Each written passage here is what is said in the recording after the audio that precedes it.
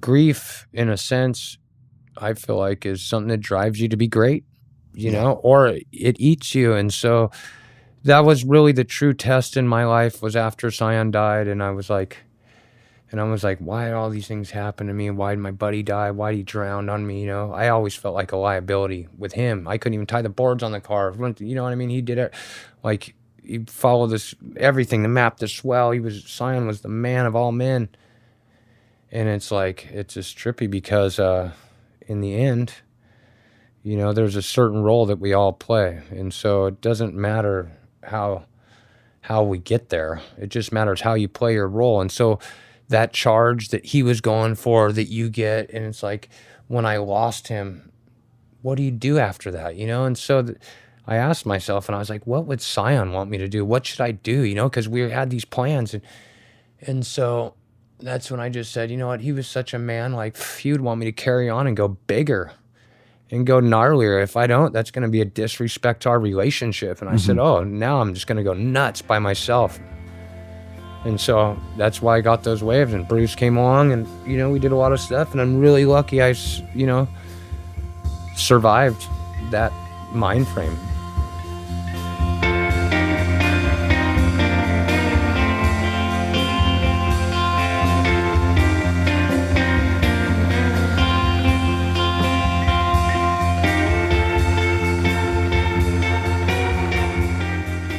That was Nathan Fletcher. I'm Jamie Brisick. You're listening to Soundings, brought to you by the Surfer's Journal. The Surfer's Journal is a reader-supported publication made possible by sponsorship from Birdwell, FCS, Patagonia, Rainbow, Vans, Vissla, and Yeti. More book than magazine, it delivers 120 pages of independent storytelling in each issue, covering the people, culture, travel, and art of surfing. Members receive the magazine 6 times yearly, in addition to unlimited access to the magazine's archives, discounts in its store, plus subscriber-only access to additional digital content, exclusive film screenings, and sponsor offers. To subscribe, please visit surfersjournal.com. So, Nathan Fletcher. I'm going to read from the Encyclopedia of Surfing. Pedigreed goofy footer from San Clemente, California, a world-class aerialist early in his career, then a fearless rider of big, dangerous waves. Fletcher was born 1974 in San Clemente, the scion of an influential surf world family that includes older brother Christian, the sport's heavy metal aerial pioneer, father Herbie, longboard maestro and surf accessories manufacturer, aunt Joyce Hoffman, twice world champion, and grandfather Walter Hoffman, big wave original and textile magnate. Nathan started surfing as a toddler, and I met him when he was probably 9 or 10. And he was with the family, traveling up and down the coast for surf contests. He was a very nice kid, maybe a little in Christian's shadow, his older brother. Christian was a big personality, but a real sweetness to Nathan. I remember getting out of the water at Santa Clara Rivermouth. He and his brother are standing side by side. It was an icy cold morning. We were wearing short-arm steamers, and little Nathan pointed to his brother's arms and said, "Goosebumps." We've known each other a long time and kind of been through a lot. Nathan's certainly been through a lot. He's lost a very close friend, Sion Maluski, out in the water at Mavericks. He was very close with Andy Irons, who passed away. He's seen a lot.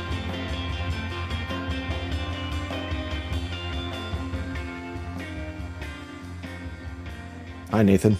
Good morning, Jamie. So we go way back. I remember a contest, an NSSA contest at Santa Clara Rivermouth. It would have been 83, 82, something like that.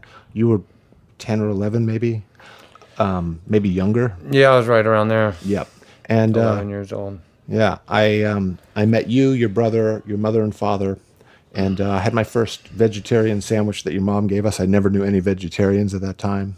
But you know, what an interesting upbringing, the Fletcher family. Yeah, definitely. And I can definitely remember going to those contests and having my dad cart us around and going to Santa Cruz or San Diego and U.S. championships, which I'm sure you went to in places like Texas and Florida. Yep. Santa Clara Rivermouth. Yeah. Yeah. So those are definitely some of my golden memories. And the interesting thing is that I think about pretty often, and I tell my friends why surfing is so special is because those are where I have some friends that I've had my whole life, or, most of my life. I don't really have childhood friends that I grew up with, like, down the street or whatever. Maybe I do, like, in San Clemente. But there's people like, Peter Mel, yourself, even like Adam Rapo, Walter Cerny, all these people where we were little kids and we were all playing, and we were at surf contests. And so the Minnehoonies were playing, like my brother was in boys or juniors, and then you were probably in men's. I was in Minnehoonies. Yep. And that was definitely a time I feel like that was so special in my life, and especially in, I feel like, surfing. And so there's still those people that we are around, like yourself, and at those contests that I'm still friends with. You still see them, and I feel like if my dad didn't do that, if he didn't pick us up and go and take us down there and put our jerseys, you know what I mean? I was a little kid, and yeah. But now I'm just so thankful for that. I just trip out that like we did that, and so then there's people that they were on the same program too, and so like, a parallel one is Peter Mel for me, because he was always a little older. And then I would see him a lot, like at the contest. And I know his parents had the first surf shop in Santa Cruz, and my parents were friends with his parents. But you see him and he's still doing it, and he's still right there. And so it's like when I see Peter, we've been through a lot together. I just feel fortunate to have some of those friends that I've known, forever from those experiences where I met you at. Yeah, I feel that way as well. It's interesting because I realize now at this stage in my life what a rare community. It's rare to have a community that you're so close with over so many years, and surfing is great that way. Do you remember your first surf, your first immersion? I do, and I just remember being about 3 years old, and we were down in Cabo, and my dad would ride square nose pintail nose riders, about 7.2, 7.6s, right? I remember him taking out the single fin and going just right on the shore, and then pushing me in on these whitewaters, and then the whitewater would roll up the beach right there by Zippers. And so that was the first time I remember catching waves, being on a surfboard, riding up the beach, the first time standing up the sand, or, standing up, sliding up sand. Mm-hmm. But now I think, wow, I was so young. So then I remember just being in front of my grandparents' house. Like, I remember I could paddle out on my own around 6. So that's pretty young. Wow. And then coming over to the North Shore, and by the way, we're here at the Vans house at Log Cabins. There's a lot of activity. It's a classic North Shore team house. Your quote unquote uncles, you would have been a little kid running. I remember the Wave Warriors group photo that would happen at Jerry Lopez's house, and there'd be like Buttons and Dane and all, Larry Bertleman and all the great surfers of a certain era. But I'm sure these guys kind of looked after you, being Herbie's son, right? There was no kids around in those days, to be honest. Like, I remember very few kids, and some kids would come around, but the reason I was there was just strictly because it was my dad, and he took us all over, and so it was me and my brother, and I was always the youngest. And then other kids would come around that lived here, like Sean Briley and Jamie Sterling and that. And, Briley's a little older, Jamie's younger than me. Jack Johnson, obviously, and Tamayo, and those kids lived right there. Jack did, and Tamayo would come around, and learners. Yeah. And all those guys, they were always nice to me. Guys like Michael Ho, who always took their time to be nice to me and treat me with respect. And, if I was surfing, he'd make me grab his leash and paddle me out at places. And, and so those are people that I truly admire and look up to for my life. I owe them all the respect that they deserve, because, I remember being a little kid and who treated me a certain way. And so in my life, I try and really, treat kids just like adults, because those kids grow up and they remember it. I remember being a kid, and it's funny to be the oldest guy around, like, say, at this house, obviously the oldest surfer. And now I watch the kids, I'm like, whoa, we had it so good, and life is surfing in the 90s. Yeah. Everybody had a little bit of sun. Everybody got paid. The photographers, the reps, the whole industry was like, it was kind of happening. Yeah. And I feel sad in a lot of ways that more people don't get to be exposed to that lifestyle so easily, because I feel like you could have been if before there was no WQS, you could just be a good surfer and go down to the beach and enter an ASP and you were pro. Yeah. And it wasn't like you had to qualify for anything or nothing. It was like they wanted your money so they could keep their tour going. Sure. And it just didn't matter. And so just the level of surfing so high, and it's either you're going to the Olympics or, you're on Red Bull, or it's like there's just not much market left for the surfers, really. It's like either you're big time or no time now. And so I feel like in the 90s and the early 2000s, it was more like it was a group. There wasn't such a spread of like such high paid and low paid. It was more like everybody got paid. Yeah, for sure. And I also think there was a lot of adventure back then. Now there's like little league parents with their kids. And I think the era that we grew up in, there was surfing wasn't as legitimate. There wasn't as much at stake financially. People weren't earning that kind of money, and so there was maybe more fun or more. I don't know. I mean, I remember being on the road with your brother, and I remember being in sitting in pubs in Cornwall, England. I remember that was like his first time on tour. Yeah. But there was a sense of adventure with it where you were off on the road and you were kind of immersing in the environment and getting to know the locals, and it was less of like showing up to try to win an event where there was a lot of money at stake and you had your team around you supporting your performance. Right, and you also didn't leave right when you lost, and you didn't take 30 boards that were all the same size to one place. And, but definitely the way surfing is now it's a real professional sport. It's in the Olympics. It's just so different. Before you could just be good and try hard, and then the next thing you know, you're getting paid and you're a pro. Yeah. And now it's like if you don't start with like soccer parents and the whole thing and, all that support, it's pretty hard to make it, I feel like. Yeah. Your trajectory was an interesting one because I knew you in the contests, and I think clearly you didn't go the contest route. And then there was a time, as I remember, you kind of pulled away and you got into motocross and snowboarding and skating. Yeah. And you seemed like, I was curious about that because I always wondered, was that something where you lost interest in surfing? Did it feel like, did you feel pressure being of the Fletcher family and sort of felt like this whole thing was paved and I've got to go against it or go elsewhere?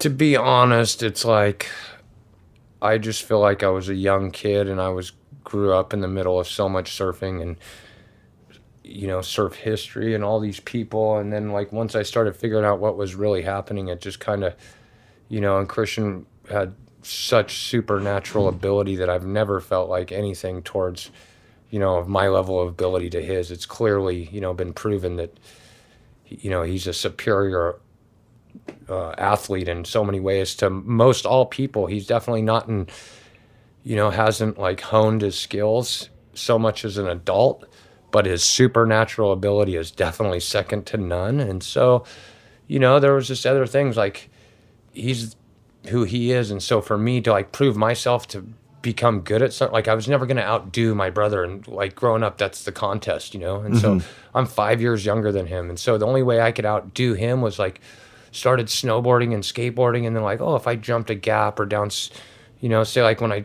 ollied 13 stairs on a skateboard, like that to me was like a goal to myself that nobody else saw, but it was like I just did something super gnarly where I was physically endangering myself and made it. So everything I wanted to do was a danger to my physical self, and it was purely adrenaline based. And so when you do that a bunch, it's like you come real close to hurting yourself. And then once I almost really hurt myself on the motorcycle, and I'm a surfer anyways, like I skateboarded and snowboarded and rode motorcycles as a surfer would do that. And because, that's how it is. Either you're whatever you are. And so you obviously tell when a surfer goes and skateboards or a surfer that, you can just see their kind of caveman tactics. And so like when it came back around, I just wanted to go crazy because I felt like, I was just into this rush, And so when I went to Chopo for the gotcha contest, because I rode for gotcha for motocross for Kenny Jacobs, because they just started sponsoring the Bercy Supercross, and so that's who had the gotcha Tahiti contest at first. So I ended up going, but the reason I was just at a place in my life where I wanted to charge, and so I ended up getting those 210s when the waves got really big. And for me, that was like, it was all of a sudden I was a surfer again, and because I started making money. And so from there on, it was like, if I just go big and just try I didn't really feel that, like, say, doing a big air was that gnarly on a section compared to like hitting a triple and landing and breaking both your legs or your pelvis and your back or whatever. And then these guys like bolt themselves together and they go ride in 6 weeks. That's normal. Yeah. Yeah. And so like once you get kind of used to like, oh, this guy just broke himself off, he'll be back in 6 weeks. You start seeing like 6 stitches of a guy surfing and you're like, that's nothing, you know what I mean? And then it's like, sure. So that's kind of what drove me to do anything in my life, to where I was never competitively driven because I never felt as good as anybody. And I always feel like, oh, I'm just going to go out there just to go make those guys look good. And, but if I'm in a contest against myself where I'm just trying to do something, then I have a good chance that it's going to be something pretty gnarly. And so over time, I've proven that to myself. And so that's why I won the double XL, was because it's a contest the whole world's in all the time on the biggest, gnarliest days, the best days of the year. Yeah, right? yeah. So it's like you're in the contest, you don't even know it though. And it's like if you just go gnarly, something's going to happen. And so, so that's kind of why I won the double XL, was purely just out of loving and the passion for surfing, you know, and going as big as I could. And dealing with all the tragedies that I had just dealt with, you know, and there was so much tragedy in my life at that time with Andy and Sion that, you know, if I carried on, I knew something good would happen. So then it was like all these great things happened in waves. And so it's kind of some weird karmic circle.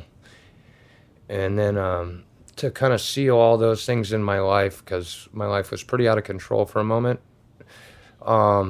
It was, you know, all about having kids in a family and trying to ground myself, and then trying to learn how to not have to have that adrenaline, because having a family and all that and kids and that responsibility, you know, and doing the other stuff like dying is a real, you know, that's something you got to face. And so like for me, I never got health or, you know, life insurance, because I was like, that's kind of like begging for, you know, something bad to happen. So it's like, once you even think about it, you shouldn't even do it, I feel like, you know, the stuff. And so everything I did was purely from my heart and by will and by choice, I feel like. And so I've tried to take all my lessons and all my waves and everything and just utilize what it's given me and really like be thankful for all of it, because in the end, like, so many bad things could have happened. I could have never made it here or there. And like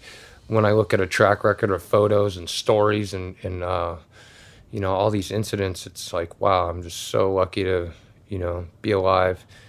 And so from that, you know, I dedicate my life to my children and to make sure that they get to live a good life. And because I feel like I've utilized what I was here to do, you know, and I was never here to compete or conform to any sort of like trend, what was happening. Like my whole thing has been, you know, innovation. Well, first it starts with fun and love. And so it doesn't matter how big or how small you're going surfing. And then once you have the love for it and all this, you want your board to work the best. So it's truly the passion for like your fins, your rails, your board, your grip. You know, I'm a believer in like the life vests and technology as far as safety. You know, everybody used to laugh at me for wearing a paddle vest. They used to call it my training wheels when I'd go out and surf with a paddle vest. And now it's like, and after Shane Dorian almost drowned at Mavericks, it became, you know, and then he invented the pull suit, or, you know, the inflation vest. And so all these things are just kind of not cool. But I feel like if I would have stuck in the bubble of like, oh, I want to compete or do this, I would have never came across like, oh, riding four fins and just loving to surf teeny little waves on my new smallest four fin, or like having Stretch make me a board for Mavericks, bright yellow four fin, and go up there and everybody looks at you like you're crazy with your paddle vest and your yellow four fin, and they're just looking at you like, what's wrong with this guy? But then all of a sudden it works real good. You start, next thing you know, other people are getting them, and it's like, you know, now it's a pretty common design at like Jaws. And so like, I don't know, it's just interesting to watch what's cool and how trends go. And so my whole thing is I just love surfing, and I love all my friends that surf, and the, you know, the passion for the sport. And then all these other things I feel like splinter off from that. So like board design, you know, different spots, you know, all these spots are all new that people surf, really. Like, like from remember seeing Chopo come out, or remember seeing like Mickey and Eddie and those guys go to Tavarua for the first time, and seeing restaurants like when you're a little kid and you're just like, whoa, look at that. And then all of a sudden, like during that Tahiti swell, you remember seeing Conan Hayes and John Roseman towing at Cloudbreak, and you're like, holy smokes, it can get that big, but then it's still private. And then I remember Cole calling me and like, oh, Tavarua is open. And I missed the first big swell, and it was like, oh. So the second big swell, I was thinking, you know what? I remember seeing Laurie Towner and those guys kind of eat it, and I was, I'm bringing a 10-0, 10-2 to Tavarua, because I remember seeing John Roseman and Conan on 20-foot waves. And so that's why, like, I pulled out that pink 10-2 and caught that wave at a Cloudbreak, because everybody had like 7.6s, maybe an 8-0. Mm-hmm. And so I pulled out a bright pink 10-2 that everybody just laughed at. It was the ugliest board, and caught the wave of my life. Bruce caught the wave of his life, because I remember Bruce broke his little 7-2, and I'm like, bro, just go try this board. Trust me, you're gonna paddle into anything you want to catch out there like it's not even a problem. Mm-hmm. And he's like, I've never rode a big board. I can't ride a board over 7 foot backside and blah blah blah. I'm like, you don't have any boards. You're done. So it's either this or nothing. Go. And that was super awesome to see him just pack a bomb, grabbing his rail. Mm-hmm. And so, like when I was calling Bruce on that swell too, it was like, oh man, we got to go to Tavarua. It's open. This is going to be the biggest, best waves you've ever seen in your life. And like, he's like, really? I don't know, blah, blah, blah. And I called him like 100 times. And sure enough, it was just so good and glassy and big and bombing. And then after that, because Andy had just passed away, right? And then we went home, and then he was in Tahiti, and he's like, oh, you got to come. It's going to be big. Come on. This and that. I'm like, fuck, I just got the wave of my life in Tavarua. I don't really, okay. I'm just going to go on a vacation to, Tahiti, bring my wife, and at that time my girlfriend. Just go cruise, stay at the Beachcomber in Papeete, just enjoy myself. And sure enough, that was Code Red. And yeah. So it was just like you couldn't even stop these crazy events, but Yeah. So the wave that won the XXL award, it was 2011 Code Red Swell Chopu, and I remember when that came out, it was on the cover of many, many magazines, and I remember watching the clip, and that was just like this massive, massive wave, and it kind of ate you alive. Can you describe like how that whole wave went for you? Yeah, I mean, I totally can, and that's what I was kind of trying to do, is give you a lead into my life of like why I even caught that wave, or how it came to me, as unprepared as I was, and so riding a wave like the wave I rode at Chopo on Code Red was, purely heaven sent, for one. And when I caught it, I'll just describe it to you as I was. Okay, first of all, don't have a jet ski or nothing. I'm in a boat screaming for everybody. Biff picks me up, who's passed away, bless your heart, Biff, picks me up on Hank's ski, the first ski at Chopo, So Code Red, biggest swell ever, and we got a rope that's like dental floss. So now Biff picks me up, takes me around, just to get going fast enough, you got to circle. So he gets me up and circles me around, 1, 2, boom, whips me in, and all of a sudden I look and I'm like 200 yards too deep, maybe 100 yards too deep, but like the boats were way away. You're supposed to be right next to the boats pretty much when you're coming out of the barrel. And I look, and the boats are, and I'm, oh man, this is the worst position I've ever been in, I think. And so I just kind of stood up and relaxed, and then stepped off into the lip and got blown out the back. Like, wow, that was insane. So somehow relaxing right there let me come out. But it kind of shook my nerves, like, because I was nervous watching that day, obviously. And I'd been sitting on a boat. I didn't have any of my own equipment, or as far as like a ski or anything. So I was hitchhiking. So Makua watches that, and he's like, Nathan, what are you doing? And I'm like, I don't know. I'm just trying to get a wave. And he's all, so Makua tells Strider, hey, Strider, let me use your ski. I'm going to get Nathan a wave. So we go out the back. We wait about however long, couple minutes, and then this thing came, and I don't know what the sets look like or anything. I hadn't been out there. All I know is what they look like from the boat or the channel. So he's like, you want it? I'm all, sure, whatever, let's go.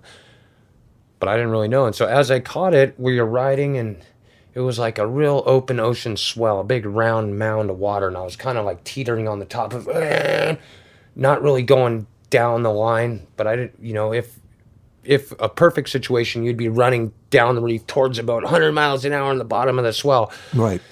Well, this is kind of like, oh shit, I'm on the wave. Oh, okay, boom, and I turn and go, and And it was like that. And then I could see a little ditch at the bottom of the wave. It looked like, big round and then a ditch. And so that ditch, I knew I had to get into that ditch. That was the wave. That was going to be the wave. But it was like a double up. And so it was the whole swell rolling up onto the reef right there. And then it started guttering out at the bottom.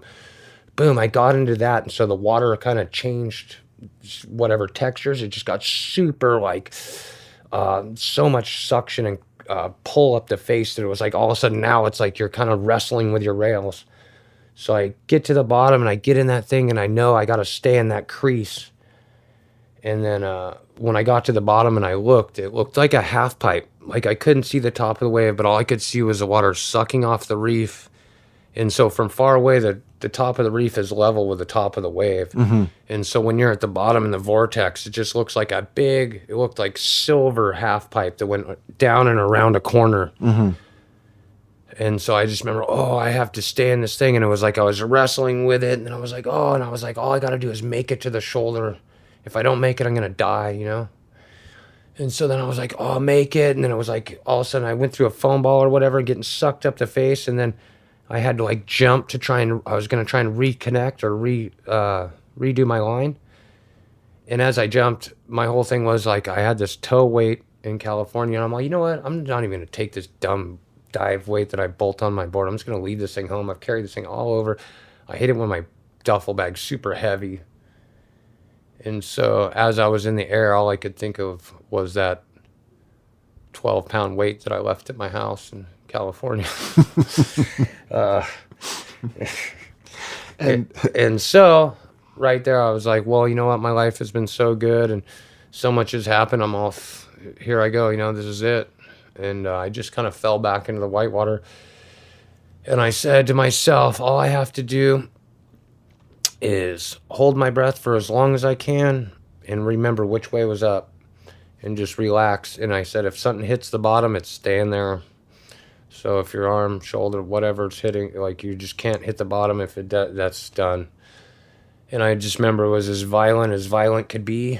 The worst beating you could imagine for maybe like 10 or 12 seconds. Didn't know where I was just floating. And then all of a sudden I kind of popped up. And I was like, whoa. And then my whole neck and spine were just tingling and hot. Like my whole back was burning.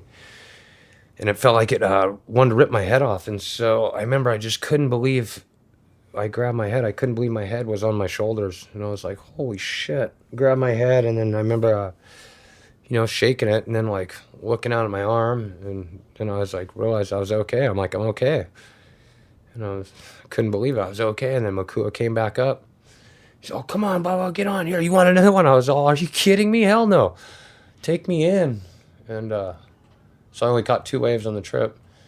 But I remember I didn't really know what had happened because I could only see the bottom of the wave. And when I got to the beach, all these people, everybody were like, oh, man, that was the craziest thing I'd ever seen, blah, blah, blah. And then I was like, people, my heroes, people I look up to, the best in the world, telling me, they're coming up to me like in tears. I'm so glad you're okay. You know what I mean? And I was like, wow, this is weird. These people are like, because I couldn't see what happened. I didn't know what happened. I hadn't seen a picture or video or nothing. And so I told Adela, I was like, you know what, Adela, this is weird. We're out of here. Let's go back to the hotel, So then the next day, Bruce had texted me, and it was a picture. I think it was the same picture that was on the cover of a Surfer.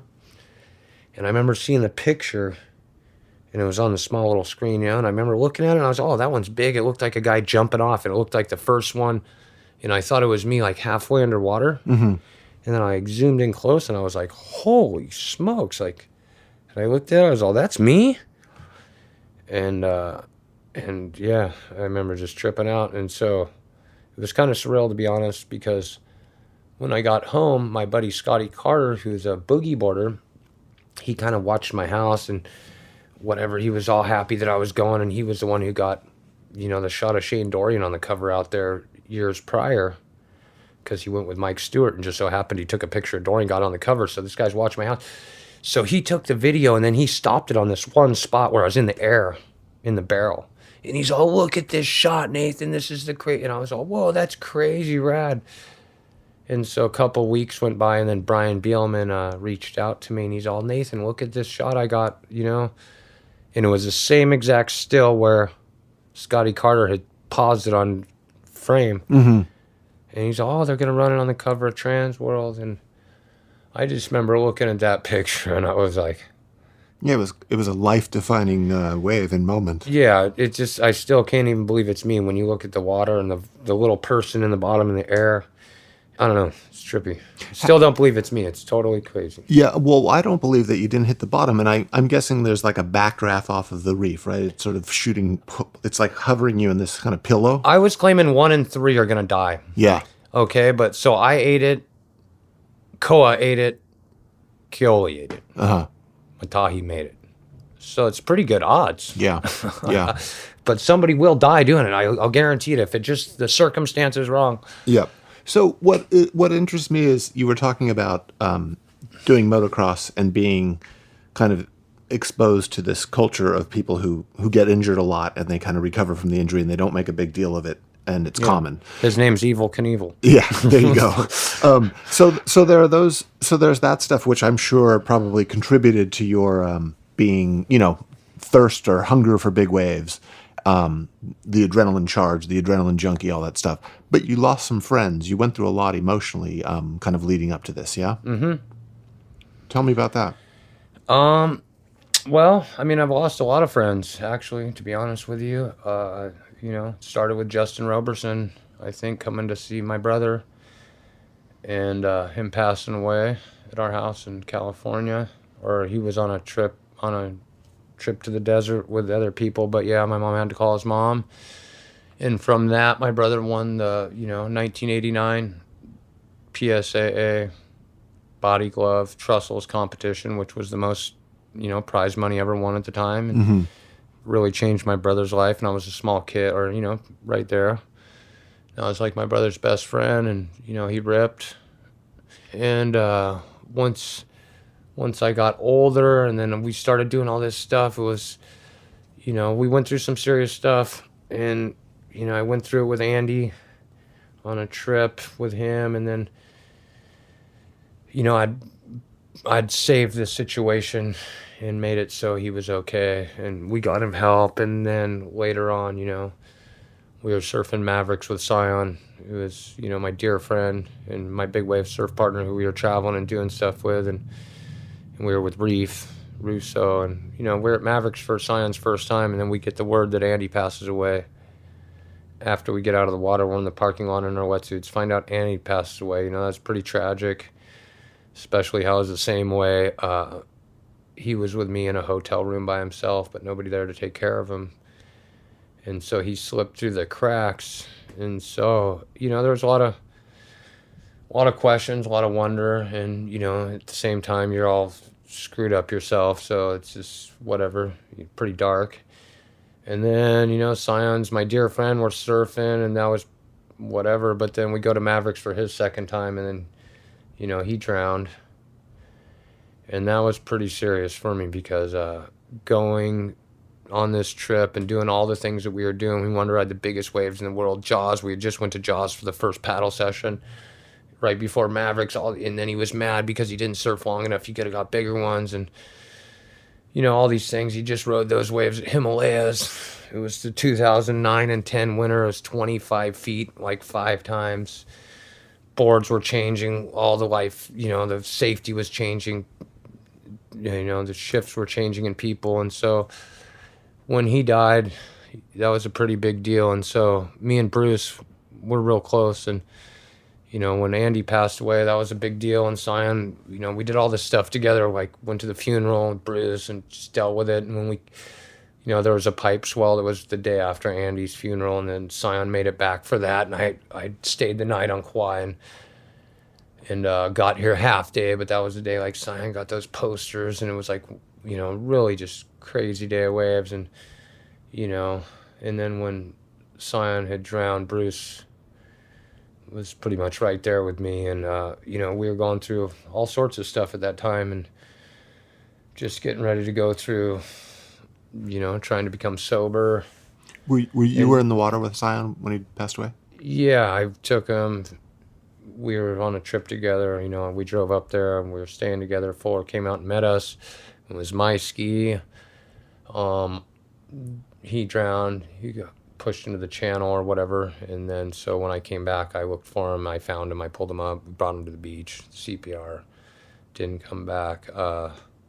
So anytime I'd think about, surfing these waves after that happened, I'd be thinking, oh, I want to try and surf the left at Jaws again, or do this, Belhara, whatever. And then I would just see Sion's face just foaming and bloated. And how I found him. And so I never knew about PTSD. And when you go through, the best thing in your life, so that's another reason too. Like, I would be so excited. We'd be so excited. Like, Sion would call me up. What's up? High surf advisory, blah, blah, blah. 4 a.m, you'd just be ready, suit on. But it's like all these things happen. And so after a while, I couldn't sleep because I'd be nervous of what the day was going to bring out. You don't know if somebody's going to die or, what's going to happen. And so it went from like me being so excited to surf these big waves and like have like the day come to like me being scared of like, oh shit, I'm going to do this, but what's really going to happen today? And are we going to get stuck or, so anyways, going through those experiences really changed me in a sense of like, okay, I got to find out who I am, because I was kind of just running on rampant, going crazy, thinking that, you're just living in the moment. And so then all these things happen, and then from those bad things happen, and then catching these waves. And so the final result with all of it, it just ends up as like, who are you? What are you? Yeah. Because you can go do all these, you could run so far, you kill yourself, and you still never found yourself. You know what I mean? So then I just started thinking a lot about like, my life, my family, my health, my decisions, my reality, and then how I affect people. So that's another thing. I didn't even know I affected people. You don't even know you affect people really until like you have a child and, it gets a sneeze or a cough when it's about 6 months old and you can't sleep. And, all of a sudden your whole life is like, oh shit, the kid's sick. Wow, this is crazy. But, like you have that effect on your parents, on your loved ones. And so I just felt like at that point it was time to be responsible. And so I feel like I was a kid and I could do all that. I was invincible. I feel like you get through it because the lack of knowledge or the lack of experience.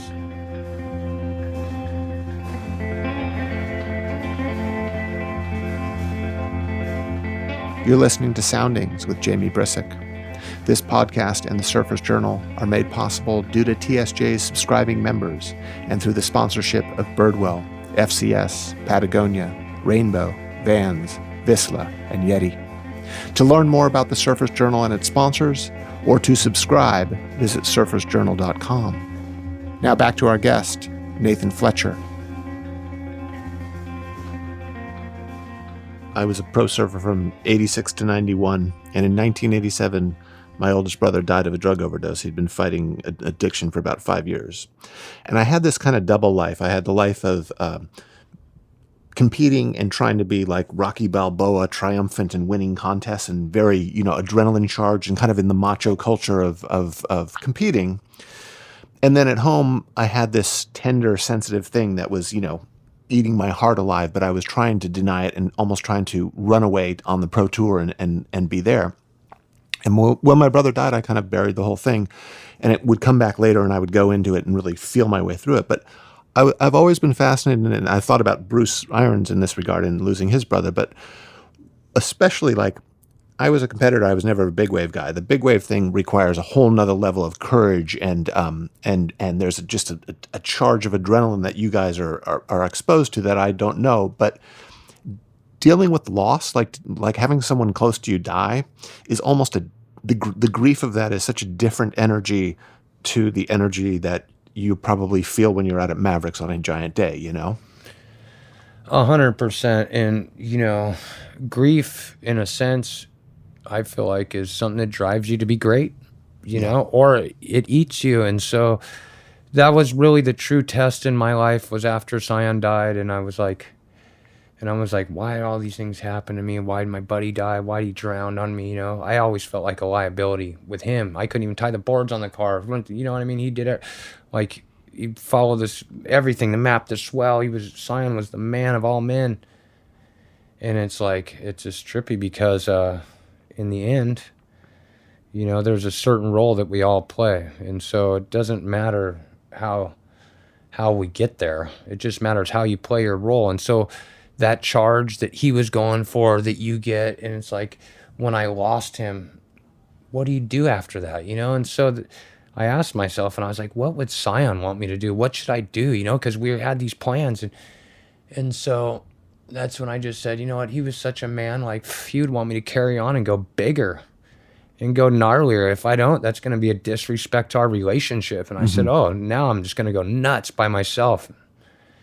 And so that's why I got those waves. And Bruce came along, and, you know, we did a lot of stuff. And I'm really lucky I, you know, survived that mind frame, because at one point I was willing to do whatever just to try and find out what that feeling feels like, you know, or whatever. And so thank God that, you know, I got rewarded for my accomplishments at the Double XL. Yeah. My spot, you know, people recognized it. Some people do the greatest feat of their life and it just goes by unsaid and unseen. And so I feel like, you know, you're here talking to me about something I did that, you know, is so-called great. So for me, it's just such an honor to be alive and to be able to be here, to accept that. And so once I really started appreciating who I am and what I've done and, you know, all the different things, it just, it makes me truly grateful, you know, and it makes me so thankful to have those experiences, to be with Sion on his last, you know, on his last session, and to be with Andy and have all these great experiences where nothing's really tragic at this point. It's all come full circle into such a blessing, you know. And the other one is like the day my child was born, Kirk Passmore, we were surfing with him and he passed away. And so that day we dealt with losing Kirk Passmore, drowning, and us going to the hospital with my wife with her water breaking and having our child. So that day really affected me as well, because, you know, Kirk died and we had a baby, and and I hadn't slept in that whole time, you know, and all these life events happening. And when you look at all those things, it's just, so when Sion did all that, it made me go even harder.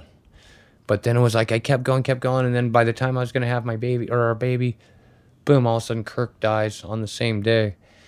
And so that was really like kind of the day where I was like, you know what, this is like too much. We just moved, we got our, you know, our family, and it's like, you just die, you know what I mean? It's not like there's, you know, they didn't find Kirk.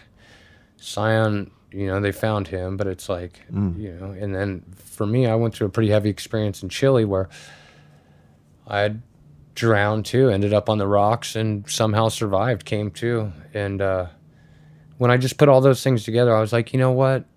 I need to be here for my family and my kids. I need to surf for fun. I don't need to go out and prove one thing to anybody. I've already, all my ego, macho, whatever, all that stuff that you do stuff to be cool. You know, so since I've been about 42, you know, 40 or something, like I've really changed my mindset as far as like what gets me stoked. And what does get you stoked? You know, the mornings get me stoked. The air. So through all this is like, I'm just going to say that I've come to a realization, you know, obviously with myself, and just, but it's just like, what is the most important thing in the whole world? What is it? Love? More important than that. It doesn't matter if your parents love you or your fucking brother likes you or fucking nothing. What's the most important thing? Starts with a B, rhymes with breath. There you go, brother. Oxygen. We were talking about this earlier. So oxygen is the most important thing. Yeah. And so when you get to it, so you can't be here to love a person if you're not breathing. And so it's just a thing that I had, and it became from, obviously it starts with your ego, you know, and I wanted to smoke cigarettes and be able to hold my breath for 5 minutes and, you know, surf big waves and like never grow old and just, you know, whatever. So then I got into apnea training and learning how to hold your breath. And I went to see the guy, Rodrigo, and they teach you about CPR and all the different parts of your lungs and how, you know, when you drowned, how to bring you back. So then I got into that for a bit and really started like, oh, I had been stretching, whatever, and I know a little bit about stretching or breathing. But then somebody was like, oh, yeah, well, what, you don't know about Wim Hof? And I was like, what's Wim Hof, So then I was like kind of bummed that people had this access to information and they're not sharing it with you. I was like, why didn't other people tell me about Wim Hof like years ago or whenever this, you know what I mean? It's kind of like felt left out. And this was, 5 or 6 years ago before he had come here and, hung out with Laird and all that. And so I got interested in the Wim Hof breathing and then, forceful breathing. And then I was working out. So I started working out on your breath. So then I started skipping the workout and just started being on the breath. Mm-hmm. And I really found there was something to it. Then I got into yoga, the physical part, and then breathing, and realized that what yoga is stretching and breathing. It's just, everybody there has these different words. And, so through that, you're connecting yourself with your spirit. And then I was like, oh, rad, that's insane. And so realized that, oh, what's Tai Chi? That's moving meditation on your breath. So I was like, oh, that's interesting. So then I started thinking, any ancient civilization, these people were already doing this stuff for thousands and thousands of years. And that's how they reached these states of feeling good, even though they were going to die at 25 or 40 or whatever it is. You know what I mean? So after I did it for about a year, I was like, what was the date that I started? I want to see how long I've been doing this now. And so I asked, and then it came back. It was January 3rd we started on 2019. And I was like, why is that day such an important day in my life? January 3rd. And then I was like, oh, shoot, I broke my leg on that day on 2009. And so then I started tripping out. Okay, my birthday's on June 6th. And so I break my leg January 3, 2009, June 6, halfway in between. All these numbers started lining up. So my birthday is 6, 6, 7, 5. 6 and 6 is 12, 7 and 5 is 12, right? And then 1 and 2 is 3. So it's 33. But everything in my life is a pair. Broke my leg twice. 2020 was the year for me. When I caught the 10s at Chopo, I got 2 10s. I got the wave at Tavarua, and I got the wave at Code Red. Everything happens in pairs because I'm 6, 6, 7, 5. And so I just started going into all these numbers and being like, January 3rd, 2009. So the 3, 6, birthday, 9, all these things started becoming pairs. And so then COVID started coming around, and I just told myself, you know what? We're going to go into this lockdown. I was like, what's going on? I said, you know what? I'm just going to focus on breathing and stretching and isolation, I guess, because that's what the government is wanting out of us. And so that's my job. I feel like every day I do 2 hours of work, and my 2 hours of work is work on myself. And work on myself just starts with like 30 minutes of breathing or 20 minutes of breathing, going to stretching, synchronized breath and stretching, and then doing it in the sun, even lifting weights. I'm really into handstands and core strength.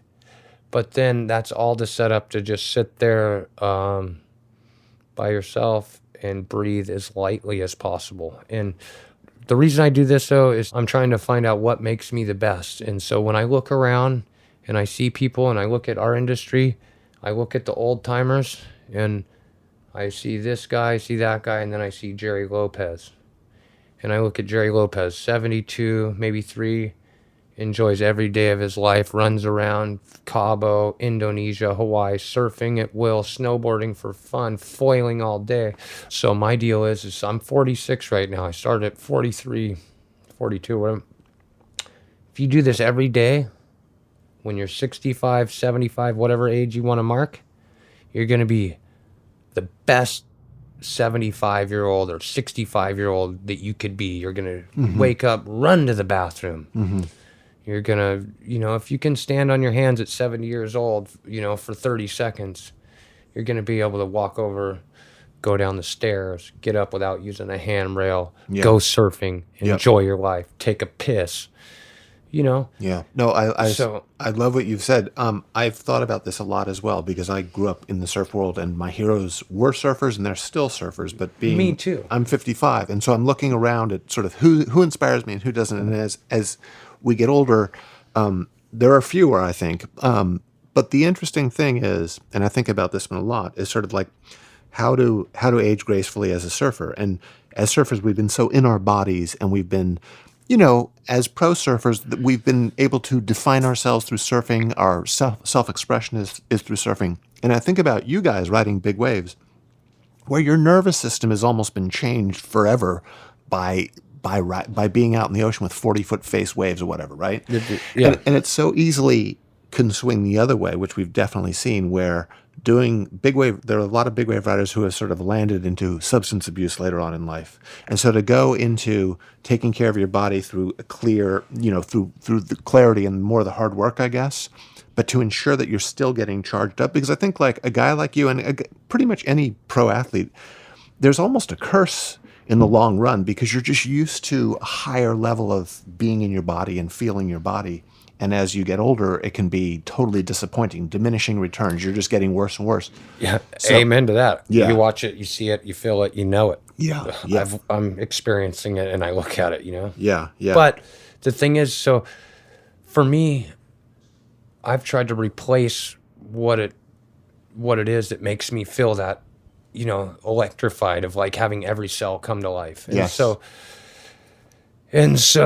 instead of being defeated by like having such an adrenaline personality or letting that overtake you, it's like, how are you going to overtake it and channel your energy and focus your mind to the most, focus. And I'm not talking about focused on like words or nothing. I'm talking about mentally focused with, all your heart and mind concentrating on, the light. Mm-hmm. And so I feel like I've seen the darkness to the darks of all dark, and I've experienced it, and it was my choice to go there because I felt like I wanted to experience everything in life, everything that something had to offer. I want to be a part of or try or, because that's going to really make.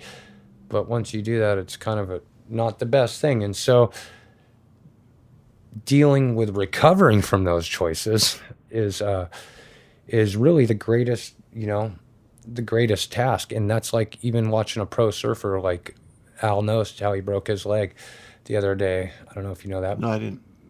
But he did. And so I have broke my leg too. And so a real pro surfer, in my opinion, is anybody can be it healthy and go do it, but it's really the guy who has to get hurt and come back from an injury and become that guy again, and work through your ego, work through being, having nothing, like having it all, getting it all stripped from you. And then how do you act? Yeah, for sure. And so it's like, do you get back on the horse and ride, or, do you, how you walk through the fire, as they say. Right. Yeah. And so it's kind of like that in life. And so I've done that in surfing, and now it's like, okay, I'm never going to be as good as I was. I'm not getting any better physically, you know what I mean? It's like, you are what you are. I'm 46 years old. It's just life, It's like, maybe if I wanted to be a politician, I could be, progressing in that era or, an area of life, but not in pro surfing, And so the kids are getting younger, they're getting better. And so the fact is like, that's just reality. Everybody deals with it. So what do?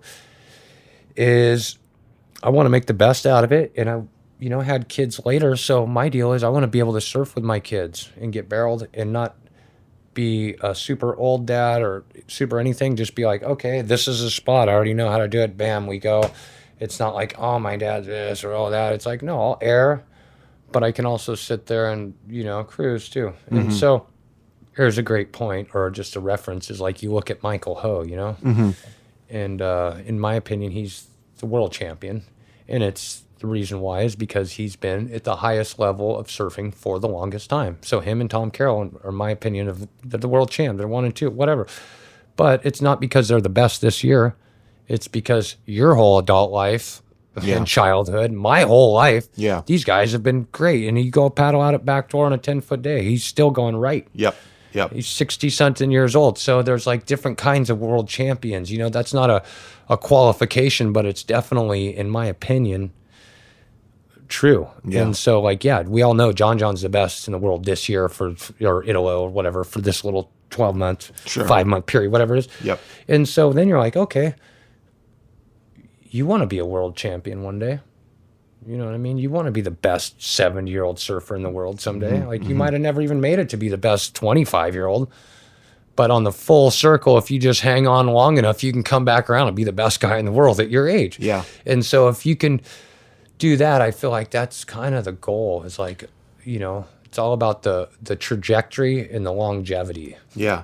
No, and I really love what you're saying, and I relate in a different way. But the riding of waves, which is what we've done our entire lives, I think of it in a more metaphorical sense of just being in the groove of life and kind of tapping into the right energy, and there's the literal representation which happens in the water, but I think of it in everything I do. You know. That's what I was saying. Even the way how you go through life. Yeah. I have a friend who surfs Malibu, and we laugh about you know, the rhythm of his session starts with scoring the right parking spot before he even puts his wetsuit on. Oh yeah, how you got out? If you lost your keys or not on the way, whatever. Yeah. Or even your wife could have something to do with it. You know what I mean? As you're leaving, ow. Yeah. Or your kids don't go. Where are you? Yeah. It's great seeing you in such a great place. And the last thing I wanted to ask you was, what's it? You know, I've known you guys for a good chunk of my life. I've known your mom and dad, your brother. I know Grayson. What's it like being a Fletcher? You're in the surfing world, and I guess in the action sports world or board sporting world, or whatever you want to call it. You guys have such a big place. To be honest with you, what's it like to be a Fletcher is, it's been the best blessing, you know, that I could ever have. I don't know anything different, but I know that I have so many people in my life that are friends that love me, that I get to share my life with. And I've had so many great experiences with all these, you know, different people around the world that, like, I couldn't imagine any other thing. And the true greatness for me has been able to, like, know people that ride snowboards, know people that skateboard, know people that surf, know people in all these different countries, to know all the, you know, different artists, to know people in New York, to know people in Rosarita, in anywhere you go, which is super weird. They're like, oh, you're Christian Fletcher's brother?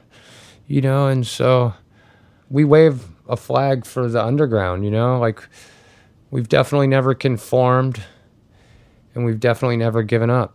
And so any core surfer, skater, athlete, I feel like we stand for them and with them.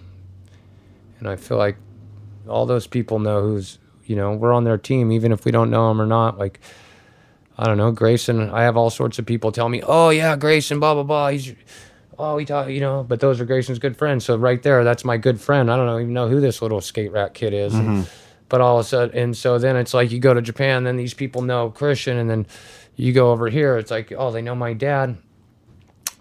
But I have to say, people definitely have always treated us, you know, with respect. They've always greeted us nicely, the heaviest of the heavy in the gnarliest places. I feel like that, you know, it's been real fortunate in that sense. And so being a Fletcher's been awesome. And I also wouldn't wish it upon anybody because it's not easy. Well, great connecting, Nathan. Thank you, Jamie. Yeah, take care. Yeah.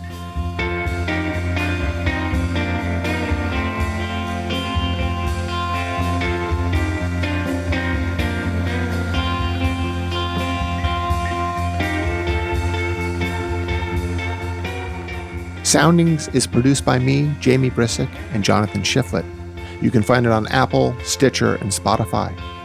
Our theme song is Ocean Parkway by the Gun Trusinski Duo. You can find more of their music on Spotify. Soundings is brought to you by the Surfer's Journal, a reader-supported publication made possible by sponsorship from Birdwell, FCS, Patagonia, Rainbow, Vans, Vissla, and Yeti. The Surfer's Journal is published 6 times a year.